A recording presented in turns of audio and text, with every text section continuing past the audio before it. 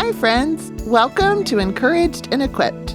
On this podcast, we introduce you to the women of Christ Chapel Bible Church. We love being encouraged to live out our faith in Jesus by hearing the stories of women in our church community.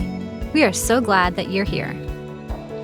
Pearce takes the mic and asks Misty Denman some provocative questions. She wants Misty to share stories from her life, so we can perhaps learn the easy ways and lessons Misty observed or may have learned the hard way. In our second week of Discipleship, Misty and Caroline show us that life can be hard, but God is always good. And perhaps the most likely place to find or be a mentor is right where you work. Here's their conversation.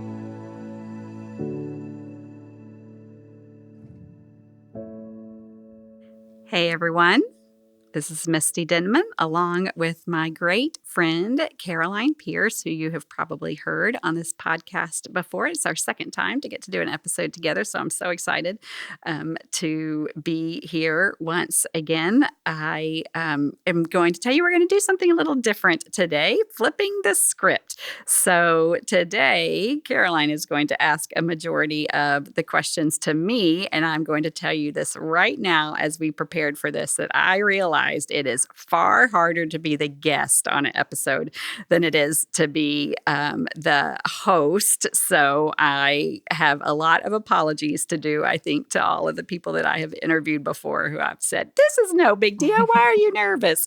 So anyway, I'm a little more nervous than I normally am just because I realize this is so much harder.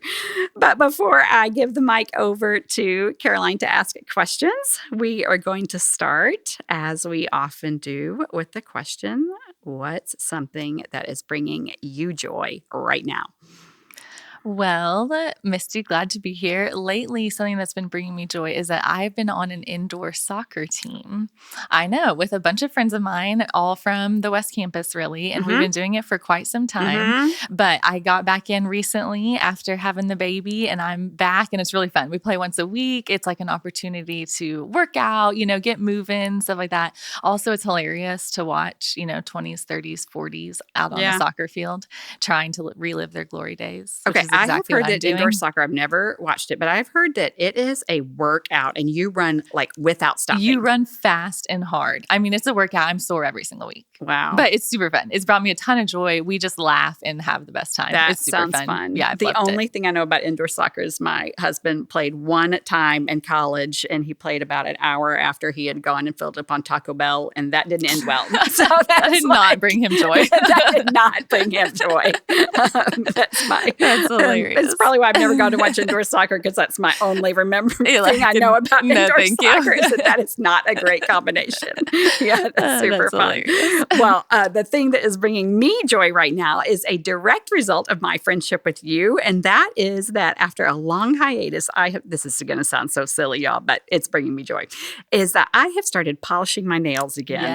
Yes. I never did that in my whole life. Years ago, when I first became friends with Caroline, she always had her nails painted, and she kind of encouraged me to do that. I did it for a while, and then I stopped for a long time. And then recently I bought this like whole set of new polishes as just this sort of extravagant, it's not really extravagant, but it felt kind of extravagant gift to myself. And every time I take the time to stop and polish my nails, it gives me joy for days to look at them. And I think of you every time. It's like my one fun thing in life that will always be connected to you. So that's awesome. That's your legacy. It just makes you feel good. It does. When you have your nails painted. Yeah. That's awesome. It does. It makes such a difference. I love it. That's awesome. Yeah. Okay. So without further ado, I am going to pass the control over to you, and you get to start our conversation. Good. I'm excited. Okay. I am really excited. I feel like this is an excuse just to sit down and for me to glean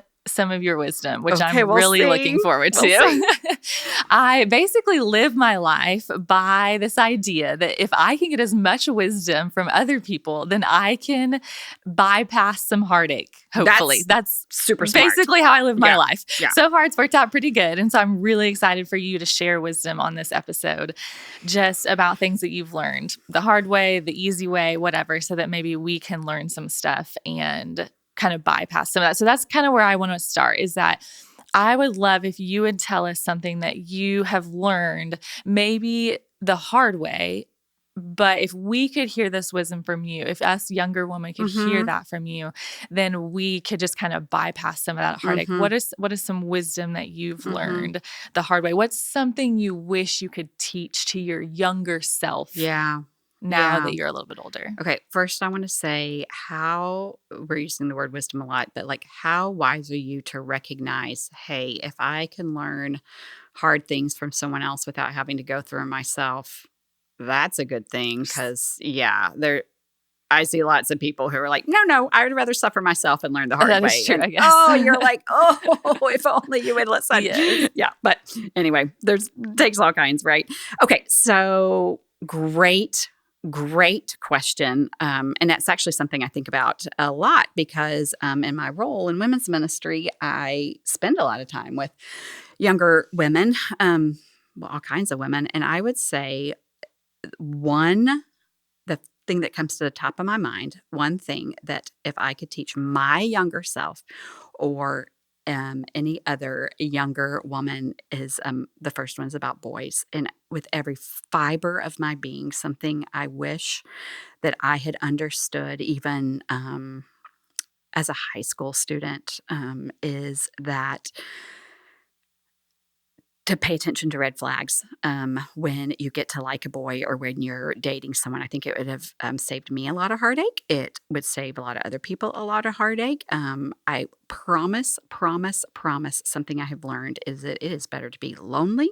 It is better to feel like you are the only girl in the room, at school, on the entire face of the planet without a boyfriend or a husband than it is to be either involved with or married to the wrong person. I feel like I would say to myself, listen, God gave you a heart and a brain and intuition for a reason. I use it. One of the hardest things that I do in my job in women's ministry is walk alongside someone who has married someone who they knew there were some big red flags and they ignored them. And now they're in a really, really, really, really tough marriage. And it is what it is. And they make the best of it. But, and at that point, it is God's will because they have married them. But if they had listened to some red flags and maybe had the confidence to say, you know what, but being alone is hard, but this just might be harder. I just think it would save a lot of heartaches and not explain those things away and just to not ignore your own intuition because I just think intuition is from the Lord. Anyway, yeah, that it would be about boys. Just be smart. I mean, I remember my mom when I was younger would say, use your head. And that was great advice.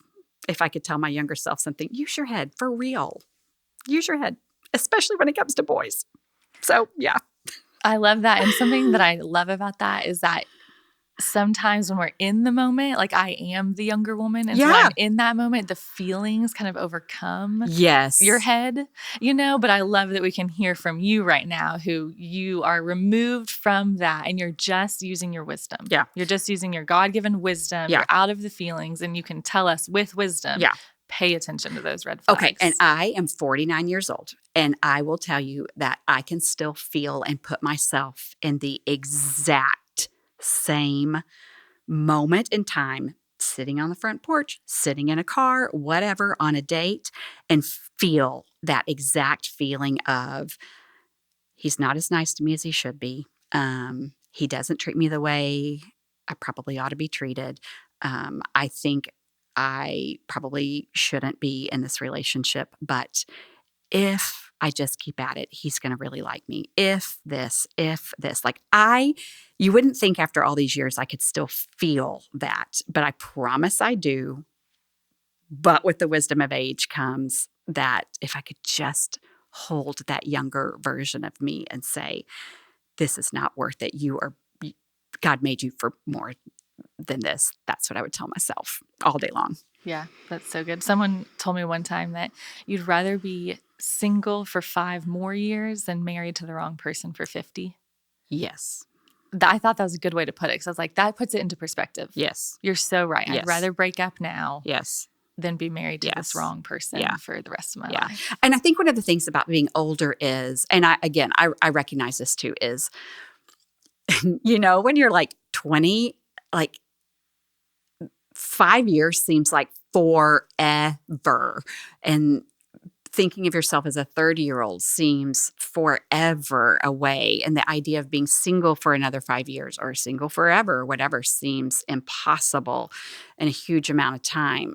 But when you look back at it, it actually isn't nearly as long as you thought it was. And that feels a little, I don't know, trite, but it's also the truth. It's true. It's true. So if you're listening to this and you think, oh no, I have already married somebody that maybe I shouldn't have, or I'm already in a hard marriage, I hope that you won't go to a sense of guilt or shame or despair or hopelessness, because that is not the way the kingdom of God works. In the kingdom, the depth of God's love and power to bring change in a marriage, to bring change into our own hearts, can restore and redeem anything, even in the midst of hard things. It often brings us closer to Him. God has done that in my own life in a lot of ways. He can do that for you, for both in good and in hard circumstances. So just if you're in that place where you think, okay, that decision's already been made, don't despair. There is no sense of hopelessness. God is bigger than all of those things. And so, just know that and take confidence and hope in that God can restore all of our broken places. So that's some wisdom that we can put into play immediately. Thank you. You have hopefully saved some people some heartache. I hope so. I hope that's the one thing that I come out of this is listen, if you're dating someone and he's kind of a jerk, break up today and do not look right back. now. Yes. Yeah. Yep. But some wisdom really can kind of only be learned from experience. So there's things that you could look into my life and tell me, but I don't know that I would actually learn them unless I experienced it. But so I want to hear just what are some of those things that you learned and wisdom you gained just by going through like your 20s, 30s, some of your 40s. Yeah. What do I have to kind of look forward to as I go through the 20s, 30s and I mature some? And what are some of those lessons that you learned? Yeah, that's such a great question. I think one maybe big thing, and I'm totally still working on it at the end of my 40s, but I am way better at it now than I was before, is when the Bible talks about taking your thoughts captive and then also about renewing your mind day by day, you really can do those things. I think I spent a lot of years thinking, I understand that's what we should do, but I don't really know how to do it because my feelings felt so much more powerful and my thoughts felt so much more powerful than my ability to give them over to the Lord. I have spent way too much time in my life being mad at people, ruminating on the unfairness of a situation, being sad at life situations. I was a teacher in a really in a couple of different communities with some students in really tough life situations, and I would just worry so much and be so sad about their lives.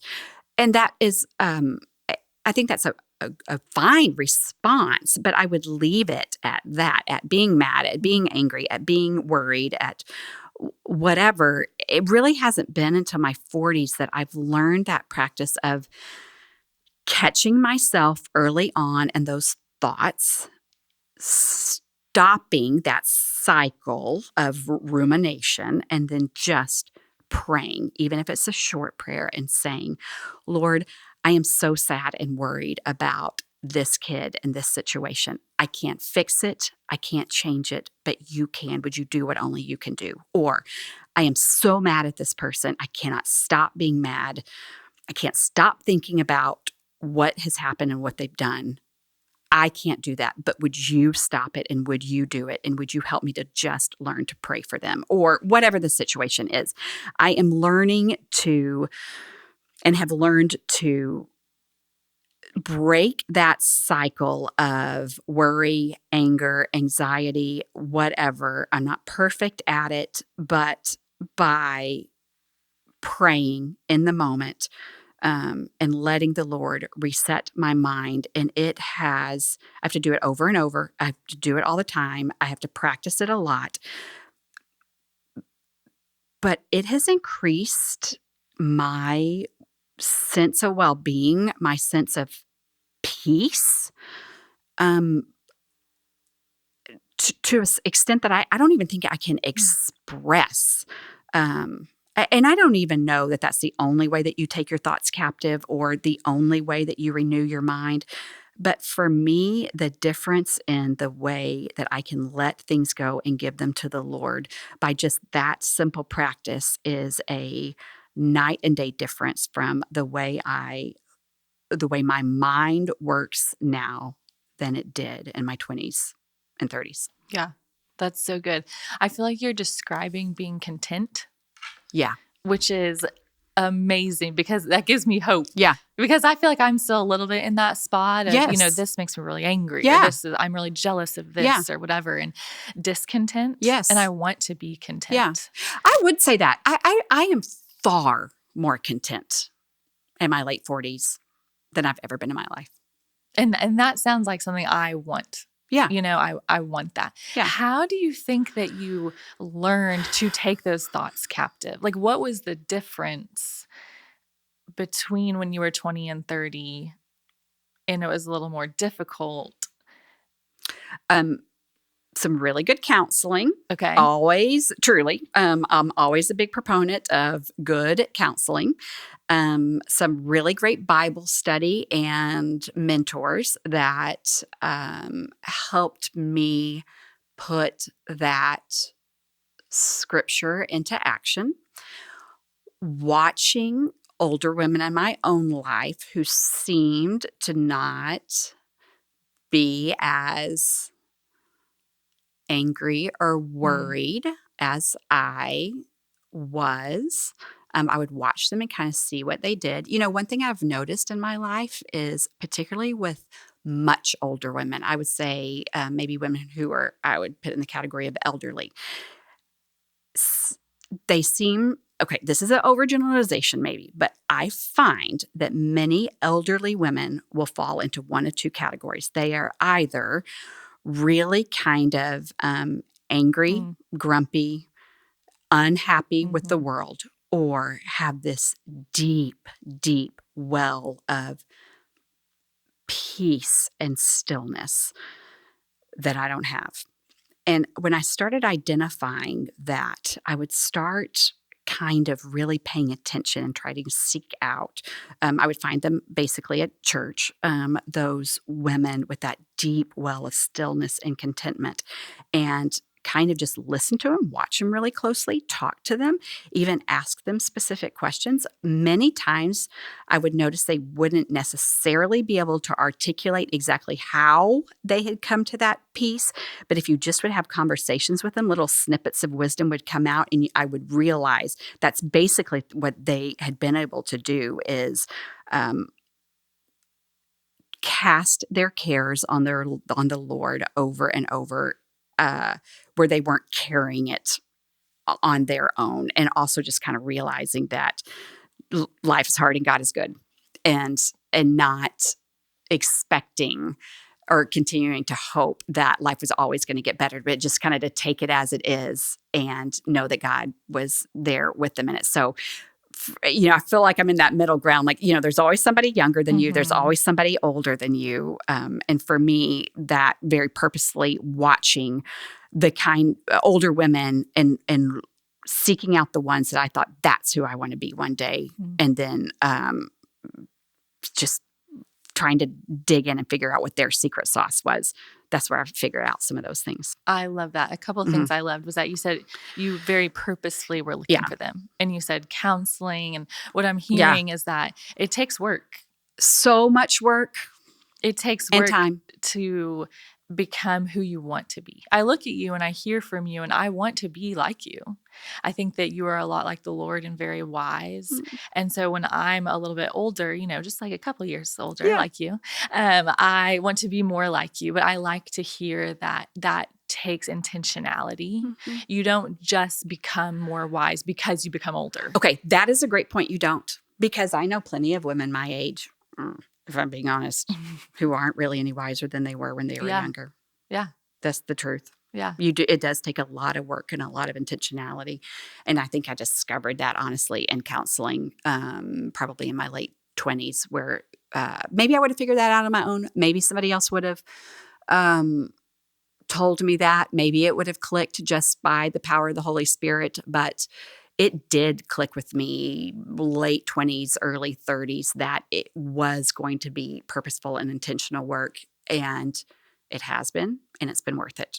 And I'm committed to continuing that work, hopefully till the day I die. Yeah. Yeah. That's so good. Yeah. I mean, I hope in 10 years I look back at 59, I hope I look back at 49 and I'm like, oh my gosh, I know so much more now than I knew then. Yes, yes. That's a kind of a cool thought to have. I like that. Okay, so you said in your 40s you've been more content. Mm-hmm. What else have you liked about your 40s or maybe learned in your 40s? I have heard that 40s are like some of the best years. For sure. And so At I'm least it interested, haven't been for me. Yeah, I'm interested to hear about what's something that you've kind of loved about that. Maybe Yeah. something that I have to look forward to. Yeah. I think I'm a way more confident than I was in my 20s and 30s. Maybe for the first time in my whole life, I'm just willing to be who God made me to be. I don't really think anymore about, I used to spend a lot of time kind of daydreaming about who I wish I was, what I wished I looked like, what I wished my skill sets were, what city I wished I lived in, how I wished I were more athletic, that all of these like more popular, more pretty, smarter, whatever. I don't know how much other people do that because I think there's a lot of shame in that and a lot of, I have a feeling most of us do that in some way. And most of us probably don't articulate that a lot because that's a real, when we admit that to other people, it's really admitting I don't really like who I am. I did that a lot when I was very young. I'd say part of me was fairly confident in who I was, but there was a big piece of me that always wanted to be something different. I always looked at other people and thought, I wish I were more like that. For whatever reason, that's just gone. It's just gone. I just am who I am now. I am I am the way God made me. I play into my strengths. I know what those are. Instead of spending a lot of time and energy wishing I was something different, I have learned to develop those strengths because I know they're from the Lord. I might as well use them. I think I realized that all of those things that I wished I were earlier wasn't what God created me to be. So that wasn't honoring to him. If he had wanted me to be really outgoing and tall and blonde and athletic, he would have made me that, and he would have allowed me to use that for something else. He made me exactly the way I was and put me where I am and the family I'm in and the whatever for a purpose. And gosh, he's done really more with my life than I ever would have imagined. I mean, the truth is he's taken me places that are above and beyond what I kind of ever hoped for myself. So anyway, yeah. Now with that comes, there's a lot of things with age that are harder. Like, yeah, there's just things that are harder, but I would rather have the things that are harder, like the physical things that are harder, and have with it the contentment with who I am than vice versa. Yeah. Yeah. You're making the 40s sound very freeing. I would like to be in my 40s right now. Yeah, they really, honestly, they have been. Yeah. It sounds freeing. Yeah. And wonderful. That's a great word. I'm not sure I would have ever used it before, but they are very freeing. I think a prayer that I'm going to have for the people that listen to this is that they would even find that freedom even younger. Absolutely, because I didn't need to wait this long to realized that God made me exactly the way he made me for his purposes. I didn't need to wait this long. If I had discovered that, realized that, and been content with that in my early 20s, how much heartache would that have saved me? And I do look at some young women who I think, oh, you have it already. You already have that. And the confidence that they have, and I don't mean confidence in themselves because they've got it all together or, they are that like 1% of whatever it is, but that just sort of, I am the Lord's and he is mine and I'm going to be who he made me to be. That would have been something I could have changed if I could. It is what it is. And I guess you just pray that God can, he would redeem those years of wishing I was something different. Hey, maybe in this podcast, somebody will, like you said, recognize maybe I could get to that lesson a little earlier. So, yeah, absolutely. And thank you for sharing about that shame of just wishing you were someone you're not. And because I think you're right. I think a lot of people, probably most, feel that and think that, but would never say that. Yeah. Because it feels shameful. It does. But I think that's a lot of what the enemy lies and says, hey, don't tell anyone that. That would be shameful. Yeah. And then you're stuck in thinking that and feeling that and no one knowing. Yeah. And I think sometimes it's like, it's your friends, right? Like you see your friends and you think, but when I first really noticed it is I had my best friend in middle school, was a lot of things that I wanted to be. And we had a great friendship, but I also had a lot of, I guess, jealousy of her in a lot of ways. And I could never say to her, I wish I were like you in this way, this way, and this way. But I struggled with it internally. And I guess you would say that there was a lot of shame involved in that. And then to me, the older you get, you almost expect that when you're in like middle school or high school, right? But then the older you get, when you're 30 and you think, I'm still jealous of that person or not that person at that point, but the lady that lives across the street from me or the gal that sits with me across, my small group at Bible study or whatever. Then it really started to feel shameful that like, shouldn't I be past this by now? I wasn't. Yeah. Plenty of people aren't. So I almost never ever do it anymore. So there's hope. That's awesome. I love that. That's so cool that God has just kind of freed you from that and stuff like that. Okay. So we've heard a lot about your 40s, but I am in my very early 30s. Yes. So I do want to hear a little bit about your 20s and 30s, maybe something that you looking back want to tell us younger women who are in our 20s and 30s, what is unique about this time and what maybe should we cherish while we're in this time? I think that's a great question because actually I did enjoy lots of my 20s and 30s, but here's what I would tell you. You've got a lot of time ahead of you. Use it. If you don't like the career you're in, if you thought you loved your major and you're in a career, you don't like it, get a new one. Just do it. If you want to learn a new skill, if you want to learn how to play indoor soccer, if you want to learn a new hobby, do it. You have more time and energy now than you ever will, I promise. And I have no doubt almost everybody listening to this is super busy. You still have a ton more time and energy, at least energy, than you ever will. And you have so many years ahead of you. Like, don't waste this time. Make the change, do the thing, learn the skill, pursue the hobby. Just go for whatever it is. And then if you do it for a year and you think, nope, that wasn't right either, that's fine. Do something else too. I mean, change it again. But it feels sometimes, I think, daunting that to think it will take me 3 years to go back to school and get this training for something else. But it will go faster than you think. And 10 years down the road, you'll be so glad you did.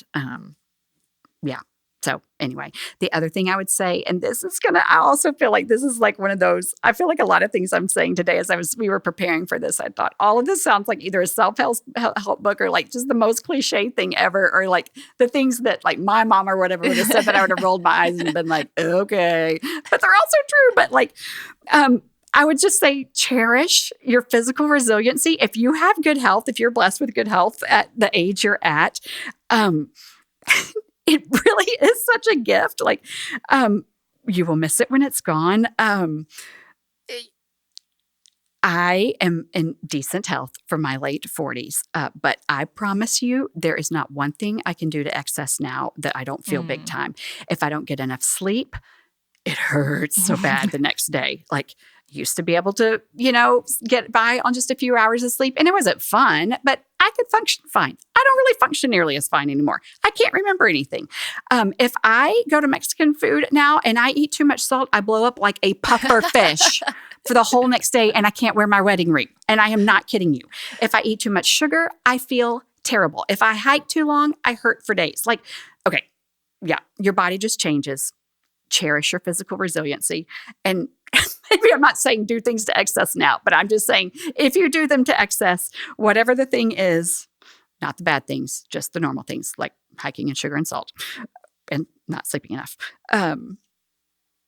know that you're snapping back faster than you ever will, and enjoy that. Yes. Well, what I'm thinking right now is, okay, I've got to stop complaining, because I complain about, oh, I'm tired, or, oh, I'm sore, or whatever. And I think to myself, it's right. I'm kind of in my prime-ish, and so I've got to stop complaining now because I need to enjoy it now and be thankful now instead of doing the complaining. Yeah. I don't know when that changed. Like the first time, like I've eaten Mexican food my whole life. I've lived in Texas my whole life.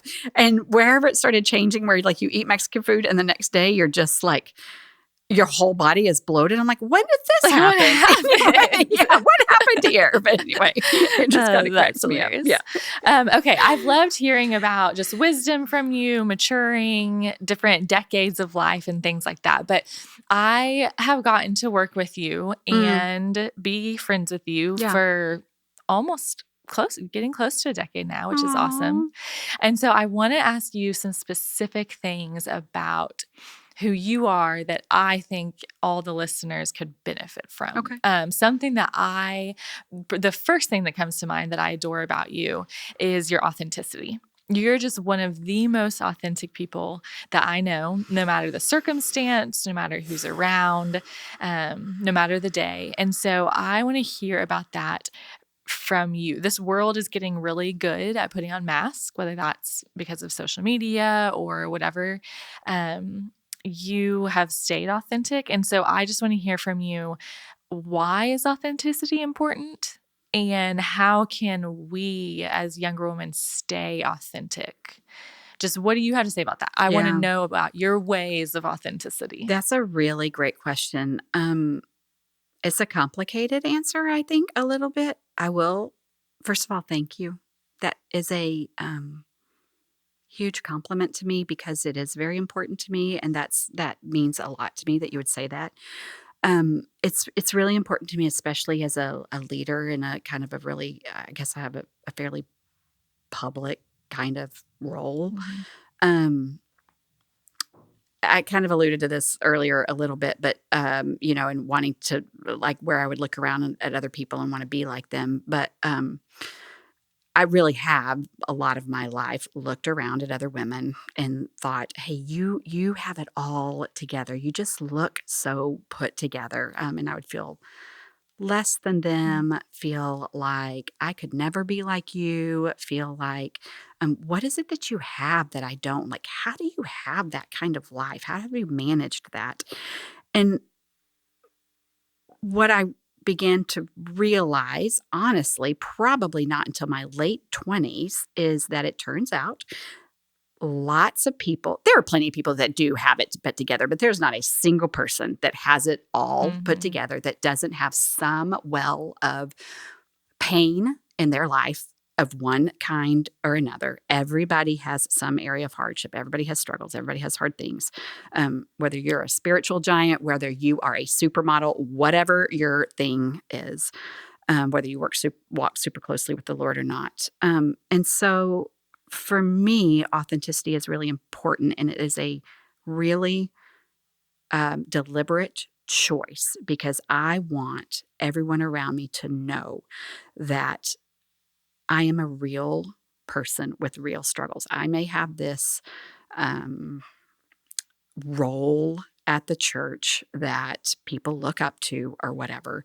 And in this kind of role, I think other people could look at me, particularly if they don't know me well, and think, she looks like she has it together. Mm. So what I want people to know is, yes, I walk with the Lord. And it, yes, I have some wisdom to offer and whatever, but I also have a lot of hard things in my life, and I also struggle. And I want to just be honest with you about that. And I want to even share some of those with you, so that you can know that um, we're all in this together, that we can all go to the Lord with our hard stuff. I made a decision to be myself. I want to demonstrate that we can both walk with the Lord and be sad. We can both walk with the Lord closely and struggle with depression or be unsure of what's next or not have all the answers. One of the things I try to do with my staff team is try so hard to not act like I'm the only one in the room with all the answers, because that's just not the case. Like, God gave us all gifts, and we really should be working on them. I don't know. We ought to be working together more as a body. Nobody has it all. So yeah, I'm going to be honest with you as much as I can. Purposeful in telling you the things that are hard. Now, here's one thing, though, that I will say about authenticity.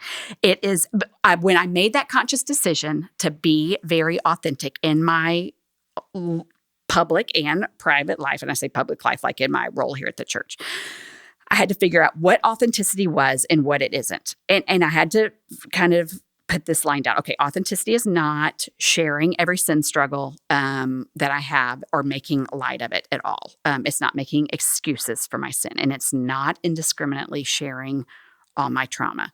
It's choosing over and over again just to be honest about my shortcomings, my struggles, my fears, my failures.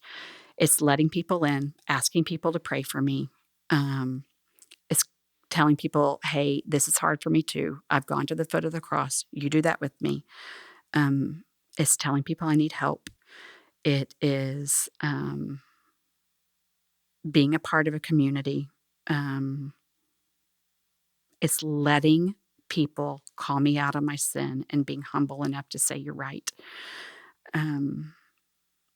It's showing sadness when I'm sad and tiredness when I'm tired and saying, I need some encouragement here. I just try not to put on a facade. I don't know. That's a long, rambling answer, but it's something I've thought about a lot. Is there anything else? I don't know. Well, I just think what I hear is that in your life and in all of our lives, it could be authenticity is a way to make much of Jesus. Yes. And less of yourself. That's so good. That's just what I hear you saying is like, yeah, when I'm authentic, people aren't looking at me. Yeah. Praising me, worshiping me, thinking I have it all together. Yes. People are able to say, oh, she doesn't have it all together, but she knows the one who does. Yeah. And I don't have it all together. Maybe I could know the one who does as well. That's so well said. Gosh, that's a great way to encapsulate it. And I think that is the heart behind it, which I couldn't quite put my finger on when I was thinking about this. Is we were preparing this. I told you at the top of this that I was like, oh, it's way harder to answer these questions than to ask them. And so I, a couple of days ago, was thinking so hard about this answer because I could identify, yeah, this is super important to me and sort of why, but I couldn't put my finger quite on that. And that is exactly why, we did a big event at church a couple of weeks ago, and a couple of women came up to me and were like, oh my gosh, you did such a great job, and this is so good, and whatever. And I'm compelled to say, thank you. Yeah, this is good, but you also need to know, literally, we have some eggs and a box of cereal in the house, and that's all we've been eating. And I have not one pair of socks or underwear that are clean in the house after today. I just need you to know. Yes. And that I just need you to know that I can't do it all. And so don't look at me and think,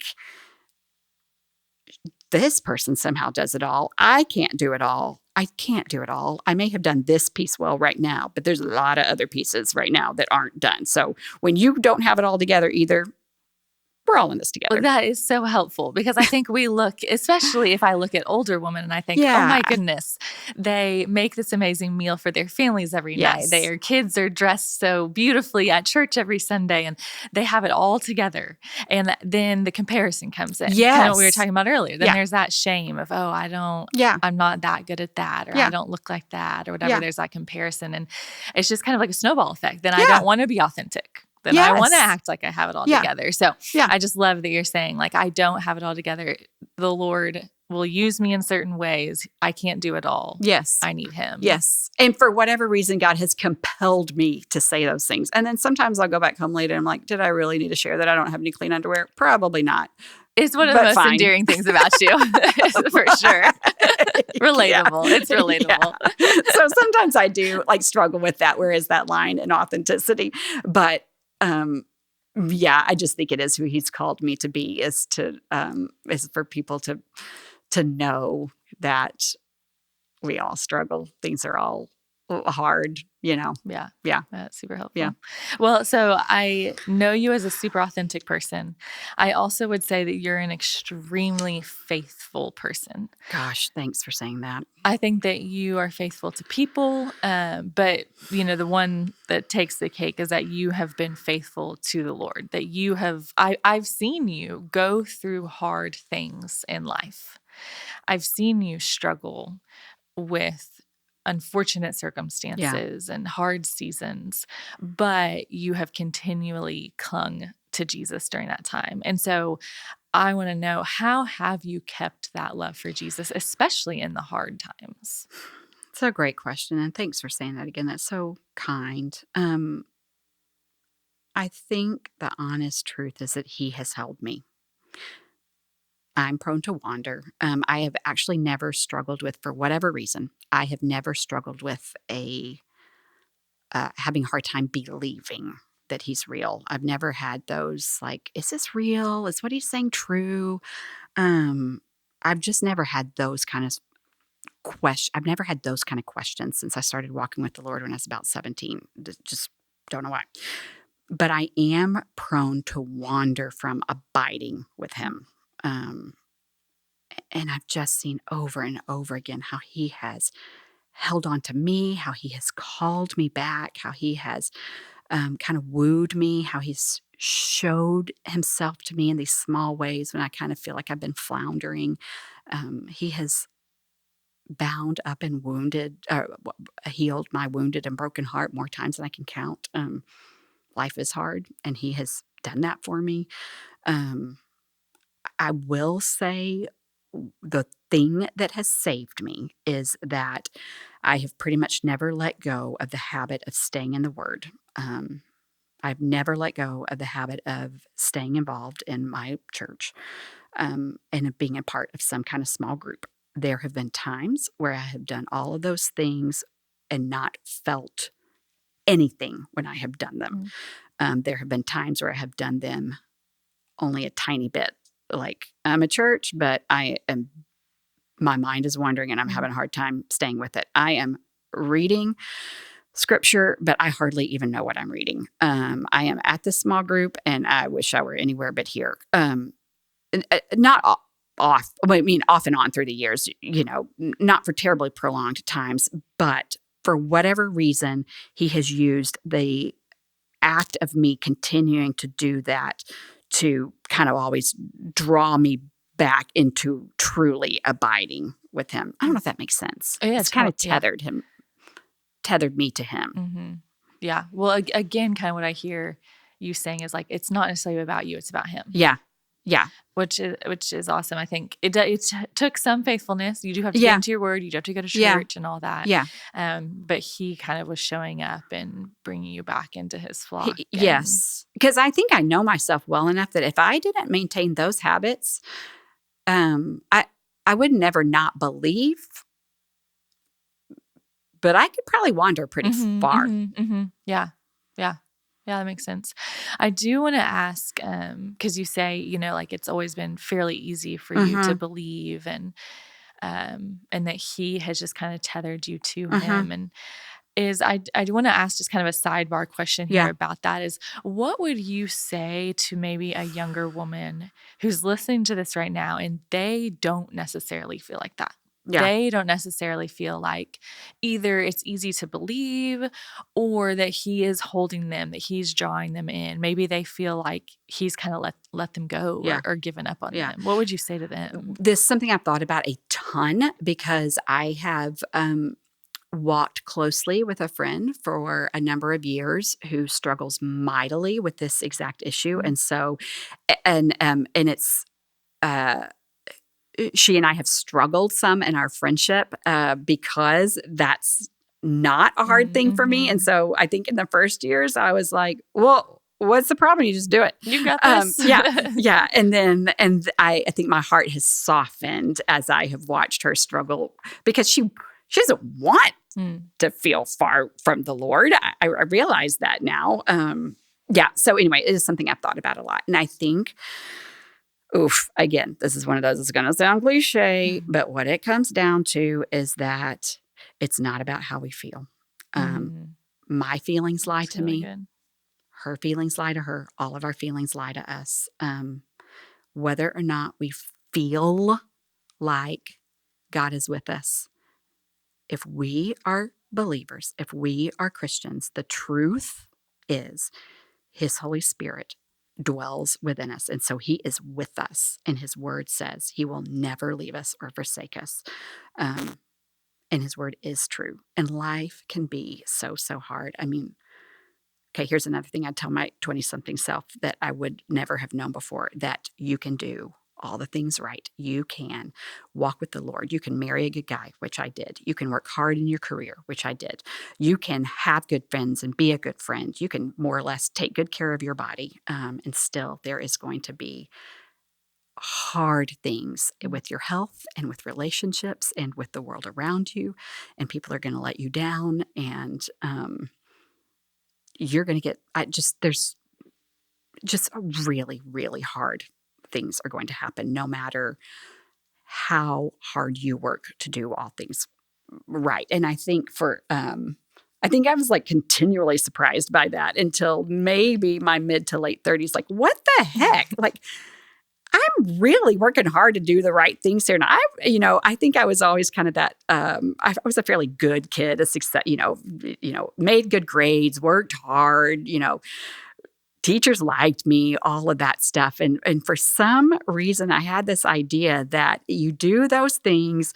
Then after I became a Christian, you work hard to pursue the Lord. You do the things that you're taught to do that equal faithfulness. And then that equals life more or less working out for you. And then life just starts knocking you down, like that are not fair, that are out of your control, that,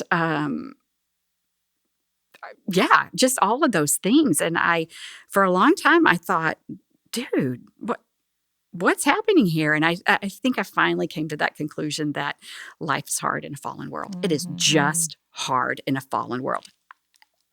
I am much less surprised when hard things happen now, which is another one of those, I think it's given me a little bit of resiliency. And that does also probably come with some of that counseling and whatever is, when you expect that, I don't even know if this is the right way to think or not, but when you kind of low-key expect, for the most part, life is sort of hard, but God is always good.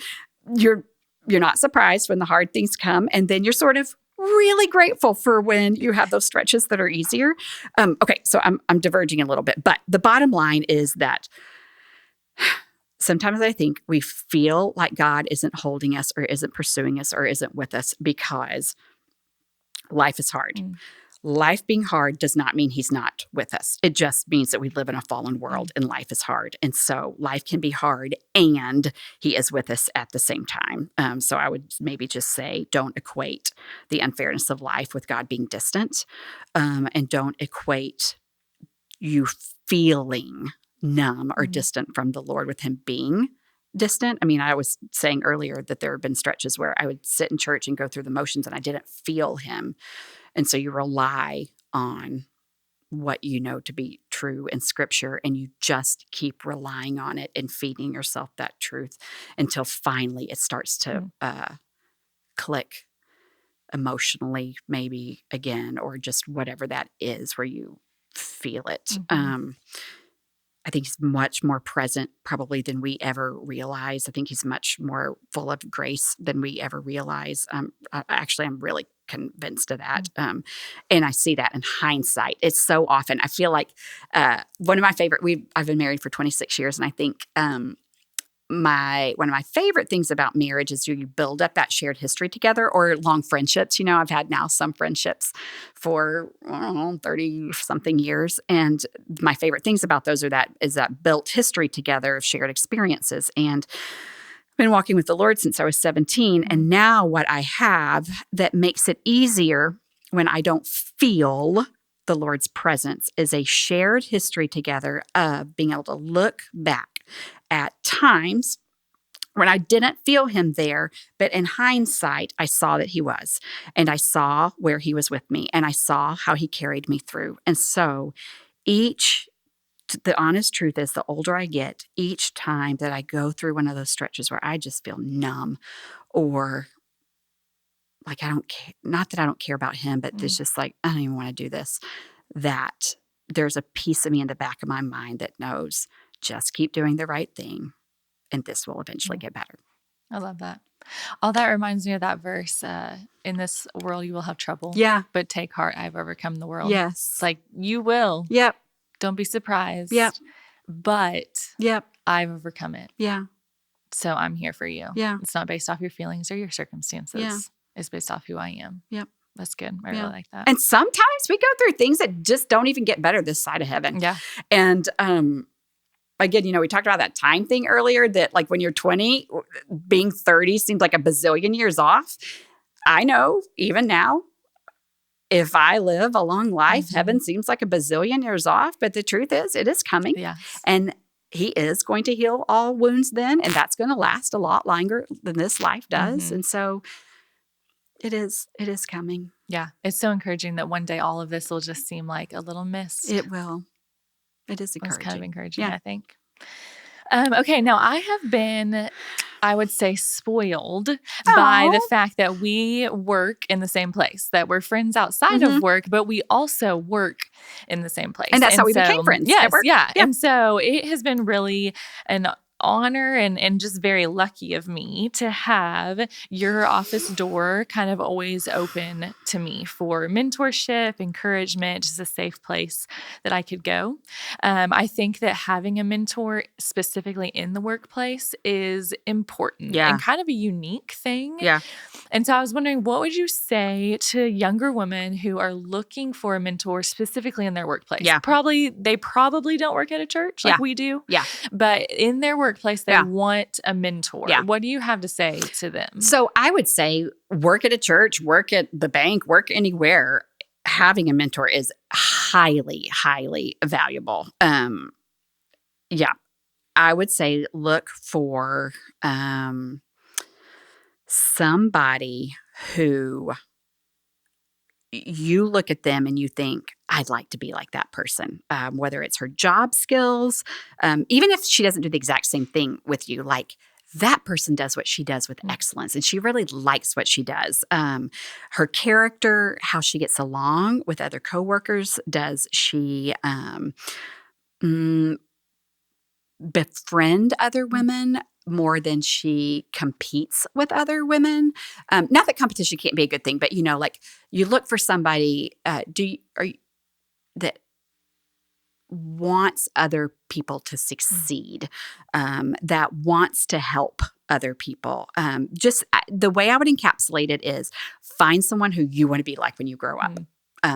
That's what I have always done in my own life. It kind of goes back to that. When I look for much older women, I think you're who I want to be when I grow up. I want to go find out how you are who you are. And then I would say just be bold and go befriend them. Don't wait. This is a big thing. And I am not a bold person by nature. I have learned to be bolder the older I have gotten. You befriend her as much as you can. and pray that she'd be open to having a friendship with you. If you want somebody to mentor you, I would say befriend her first, see if she was maybe willing, and just ask. And what's the worst that can happen? She could say, I just don't have time. And then maybe she could suggest somebody else. That doesn't mean you can't still watch her carefully and just take note of how she interacts with coworkers, how she develops her own skill set, when she gets in the office, when she leaves, how she deals with conflict in the office, whatever. But that would be my biggest thing is you pursue other people. You have the confidence to watch and learn, and you ask. Yeah, that's my big thing there. And I would say it's really valuable and worth doing. Here's another thing I would say is don't be afraid in the sense that you're going to think, I'm going to bother them or I'm going to burden them or they're so busy or whatever. I hear people say that to me all the time. And the truth is, I will tell you if I'm too busy to do something for you, but I am always so glad that you asked. It encourages me. And I may have to say, no, I can't do this for you. But I often have other ideas for you of, I can't do this with you right now, but I know this other amazing woman who I actually think would be a better connection with you. So don't ever be afraid to ask. Yeah, I like that a lot. Yeah. Kind of speaking of that, a little follow-up question I want to ask is, I think a lot of times women my age and younger, kind of like this generation, a little bit are wondering, well, shouldn't someone come to me and ask to mentor me? I think development in the workplace, like, shouldn't I be being developed? Shouldn't they offer that at my workplace? Yeah. And so I just didn't know if you had anything to say about maybe initiating it versus like hoping it falls in your lap or hoping it's done for you. I've thought about this a lot because you're right. I hear that a lot now. In the last few years, I've heard that a lot. And I'm going to be honest with you. I don't know the answer. I don't know whether workplaces should be offering it more or not. Probably, I guess that's probably a yes. But I'm also a really practical person. And if they're not, they're not. And so here is what I would say. For the most part, things don't fall into our lap in this life. If you are looking for professional development and your workplace doesn't provide it, or it isn't providing the kind of development you're looking for, go get it. I'd say you get creative, you get resourceful, listen, whoever is listening to this, I trust that you are a capable, smart woman. You go find what you need. And if you hit a roadblock with the first person you ask to mentor you, go ask somebody else. Or if you hit a roadblock with the first path you take towards professional development, go find another one. There are online courses. Every place in the world offers, classes you can audit, online or whatever. There is more than one way to pursue professional development. I sound like such a mom here. Very little is handed to us. If it's something you want, you figure it out and you go get it. Well, I feel like that's such a good wrap up of the wisdom that you were telling us just about contentment, not wishing things were a way that they aren't. It's like, well, if you're not getting it, you're not. So go after it. So I love that answer. It's like, here's my contentment. Here's my, I get it. This is how it is. Yeah. But I trust that God has made me into this confident woman. I'm going to go ask and get some mentorship and stuff like that. So. And I 100% would not have had that same answer, right? I just said at 25 or 30 or 35 or even 40. Honestly, I would not have. So there is some wisdom of age. That literally is something that has come much later in my life of that, I can figure this out. Yeah, I like that. I love that so much. I think that's going to be really encouraging for some people listening. Okay, so I just have one more question for you that I love asking really any wise mentor type for me. And that's just, what's the Lord teaching you right now? That is such a fun question. Patience. To go at his speed and not mine. I have never, ever in my life wanted to pray for patience because there are two things I've never wanted to pray for, patience or humility, because I feel like the only way you learn patience and humility is by being humbled, which is painful, and by things not going at the speed you want them to, or at least the speed I want them to, and that is painful.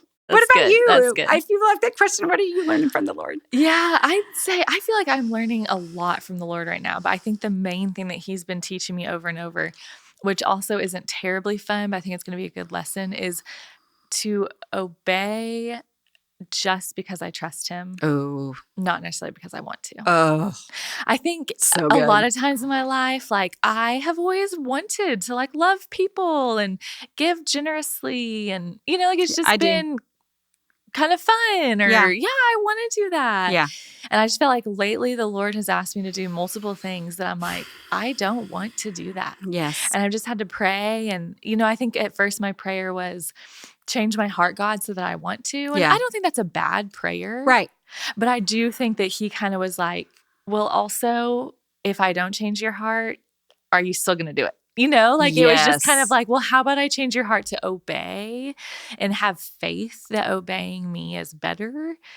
And then maybe we'll change your heart to make you want to do this. Wow, that is mind It was blowing. a little bit. I was like, okay, that doesn't sound as fun, but okay, I'll do it. It's not. It's been a good faith, like a testing of my faith. Do I believe that, doing this and that and being obedient and loving and, being humble and is worth it, and is God worth it? And so I feel like I've been doing some things that didn't seem so fun, but God's been teaching me about obedience. So I'm pretty sure in the long run, I'm going to be glad about it. Blown. Caroline, I can't wait to one day when you're 49, you're going to do this and you're going to be like, you're going to be here. Well, there won't be podcasts and there'll be something way better than that. We'll be holograms. Yes, we'll be holograms. And you are going to have so much more wisdom than I do right now. And I can't wait to hear you. And then I'll be that elderly woman at that point, looking back and just marveling at your walk with the Lord and your life. And anyway. That'll be so fun. I love it so much. Well, can I end by praying for us? Yes, please Okay, do. I'd love to. Father, thank you so much for who you are. I just thank you that whether we are in our 20s, 30s, 40s, 80s, that you have not changed and you never will, that you're the same yesterday, today, and forever. And I just thank you that all good and perfect wisdom is from you. And so I just thank you for Misty's time and for her willingness to share with us what you've taught her. I pray for our listeners and for myself that we would put this wisdom into action, that we would glean from this and get to know you better and grow closer to you and become more like you, maybe even quicker and younger because of this wisdom. And so I just pray that as a result of this conversation today, that you would be glorified, that we would become more like you, that we would know you better, that we would love you more. I thank you for working in our lives and thank you for who you are. In your sense, let me pray. Amen. Amen. Thanks for listening. For more episodes, be sure to follow Encouraged and Equipped.